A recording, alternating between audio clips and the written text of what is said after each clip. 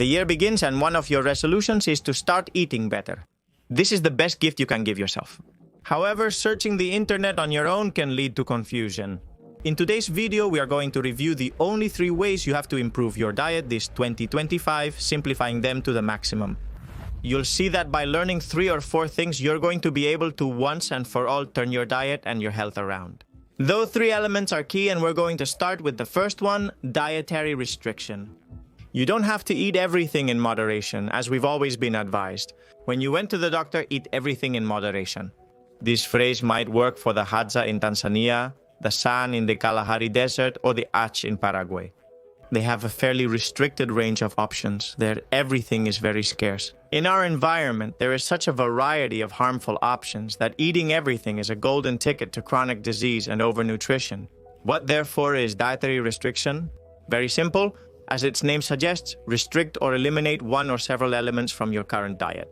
And even though we may associate the word restriction with something negative, being restrictive can sometimes be good. Eliminating the daily beer, the potato chips after dinner, or the soda at lunch is exercising a dietary restriction. He also thinks that many name diets already exercise some basic restriction. Vegan diets restrict food of animal origin. Ketogenic diets restrict sources of carbohydrates. The fermentable oligosaccharides, disaccharides, monosaccharides, and polyols diet restrict some fermentable carbohydrates. Paleo diets eliminate processed foods, grains, dairy. Dietary approaches to stop hypertension diets limit sodium and saturated fat intake to improve cardiovascular health. And low histamine diets restrict foods high in this substance to control allergic reactions or intolerances. Dietary restriction is the first step to improving your diet. A step that's easy to identify but difficult to execute. Why? Because we usually have habits around harmful dietary elements that are very rewarding. Someone who has been having lunch with a beer instead of water for decades will find it very difficult to eliminate it. The same happens with those who have the habit of eating sugary desserts after each meal or resorting to white bread routinely during the day when they are a bit hungry. And you know this is very common, right? These deeply ingrained patterns require a gradual approach and sustainable strategies to successfully modify them. We all have to do some form of dietary restriction if we want to improve. Identify your dietary mistakes. I'm sure you know them. Believe it or not, even among health-conscious individuals, drinking a liter of soda daily is surprisingly common. A person who drinks a liter of soda should start by reducing the amount to 50% during the first week, for example, to 25% during the next week, and by the 3rd week, stop drinking sodas on a daily basis. This can be extended to any pattern of abusive and harmful consumption. But I don't recommend you to quit many things at the same time. That is, first start with the soda, then start with the pastries, then start with the desserts, then start with the fries, with the snacks, with whatever you want. Drastic changes, remember, are not sustainable. What are the benefits of dietary restriction? When you come from really bad eating habits, which many of you are at that point, dietary restriction here is more than enough to lose fat, improve your metabolism, feel better, improve your analytics, and make a change in your life. I've seen hundreds of stories of people who lost a lot of weight just by stopping drinking during the week or compulsively eating bread or cookies or sodas or even cheese. Each one of you needs to identify what pattern of abuse you have and what it directs you towards. And we all have these patterns of abuse. We all have these behaviors at some point in our lives, including me, so don't be ashamed of it because it's the most human thing there is, especially in our usual context. Avoid self-blame, self-criticism, and guilt. Now, what are the risks of dietary restriction? Risks exist, the most dangerous being excessively restricting without adequate justification. Here we find several profiles. The first is the person to whom almost everything feels bad, even though the digestive tests do not conclude any well-defined intolerance. This type of person ends up limiting their food options more and more and more until disorders appear. Low energy intake, weight loss, loss of lean mass, deficiencies of vitamins and minerals that sometimes go completely unnoticed or lead to unhealthy products. The fear of eating is becoming more and more frequent, and it is no coincidence. Of course, we cannot talk about dietary restriction without talking about eating disorders, eminently psychiatric pathologies with a nutritional manifestation. The food psychosis that we see on social networks, where it seems that anything we eat is toxic, combined with a basic susceptibility and low self-esteem, also enhanced by networks, can be the definitive cocktail that initiates an always difficult eating disorder. On the opposite side, remember that you can exceed in calories even if you restrict unhealthy foods. Wow, restricting the right foods does not exempt you from being overnourished at all. This brings us to the second form of dietary manipulation, caloric restriction. You'll surely be familiar with it because 80% of what is talked about on social networks about nutrition revolves around weight loss, and to lose weight you need a caloric restriction. Caloric restriction is the voluntary attempt to make your caloric expenditure exceed your daily caloric intake, which can also be reached involuntarily and in hundreds of different ways.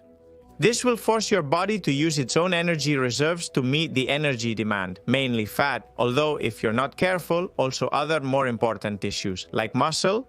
Consciously achieving caloric restriction by manipulating your diet involves portion control, caloric monitoring, and constantly being on top of what you eat with the brakes on. Although it's very typical in the world of fitness and bodybuilding, of course, for the rest of us mortals it's quite exhausting.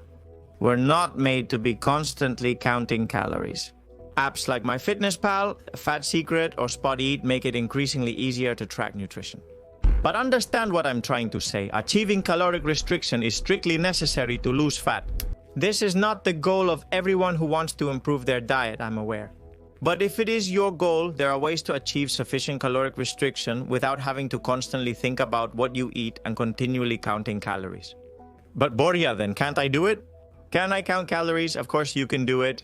And in fact, it's very useful to do it for a while as a didactic learning. Most people don't know how many calories the portions they eat provide, or they underestimate them. It's common. Making this effort for as long as needed will teach you a lot. And until a few years ago, these were the only two ways considered to improve your diet until people started talking about temporary restriction and intermittent fasting. Dietary, caloric, and now temporal restriction are key things to remember. Temporal restriction doesn't eliminate foods, it sets rules around when you can eat. It doesn't tell you what to eat and what not to eat, but when you can eat it. These are the variables that have precisely turned it into a mass success. Many of you have improved your health, lost fat, fixed your analytics, and have found yourselves better by setting very simple rules of schedules, such as eating in an 8-hour window and fasting the rest. In addition to the obvious savings this implies, and not just economic but also mental and logistical, it is a simple way to generate a mild to moderate caloric restriction, but sufficient to, done over enough time, generate positive changes. It has also been observed that intermittent fasting can improve insulin sensitivity, optimize levels of certain hormones such as growth hormone, ghrelin and leptin, or facilitate cellular recycling processes, contributing to tissue renewal and repair. Some studies also suggest it may positively affect gut microbiota and reduce inflammation markers, improving overall metabolic health. But be careful, in temporal restriction, the dose makes the poison. Little restriction will not generate any improvement, but too much restriction will bring you problems. The clearest example is the 1 meal a day protocol of intermittent fasting, 1 meal a day. If you've followed me for a while, you know I'm not a fan of eating only once a day. I don't think it promotes a healthy relationship with food. It's not at all compatible with a social life, of course, nor with optimal athletic performance. In addition, intermittent fasting is not suitable for people with a history of eating disorders, as it could trigger unhealthy behaviors or increase fixation with food. It could also cause hypoglycemia in people with diabetes who do not properly manage their hypoglycemic treatment, if they have one, or fatigue in those who practice high-intensity sports without adapting their intake. Finally, extended fasting can lead to a rigid relationship with food, making it hard to adapt to social situations or unexpected events. And what happens if I combine all three to some extent? Well, that's a good idea. When one masters several tools and is flexible in their use, they are more likely to achieve success. Personally, I always like to use a combination of the three approaches we've discussed in today's video. What you need to be very clear about is that caloric restriction is the bottleneck which you will reach in different ways and not always by consciously controlling the calories you ingest. Many people do not exercise any kind of restriction of any kind. They eat as desired but achieve caloric restriction through intense exercise, for example. I'm sure you know someone like that. This is neither healthy nor optimal. The most balanced thing is to know how to restrict from the diet those products. And I speak of products because they are usually not food, harmful, and this does not imply never consuming them again, but they will be strictly relegated to special occasions, not every day, and if possible outside the home, to disassociate them from your day-to-day. Depending on your case, a temporary common sense restriction will be added to this. One of the simplest is not to eat beyond 8 or 9 at night and to have breakfast at least 12 hours later. Without needing to go a long time without eating, we are allowing a very favorable period of digestive rest. And to this, if you deem it appropriate, you can add some strategy of voluntary caloric restriction if your goal is to define abs or a more specific aesthetic end. What do I recommend to you? Well, what I recommend is that you keep it simple.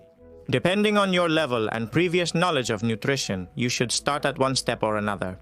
If you come from a background where you have been totally unconscious about what you eat, you have eaten whatever you wanted, and you have to turn this part of your life around, then start by restricting products that are harming you. Pastries, sodas, desserts, alcoholic drinks, flours, etc. And always in a progressive pattern, as I've told you, don't remove everything all at once.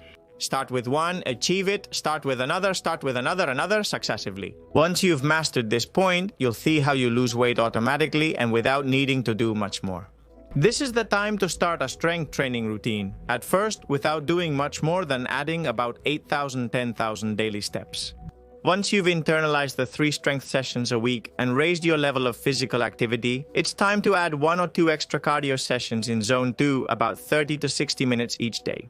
Now that you've reached this goal, which is significant, consider implementing intermittent fasting, such as a 16-8 fast on Mondays, Wednesdays, and Fridays. And if you've already gotten this far, you can start thinking about other details, other ways to improve your health and fitness, contrast therapy with cold and heat, which I'll talk about soon, strategies to improve rest, high-intensity training, modulation of the vagus nerve, or strengthen social fitness, or also tools to manage stress.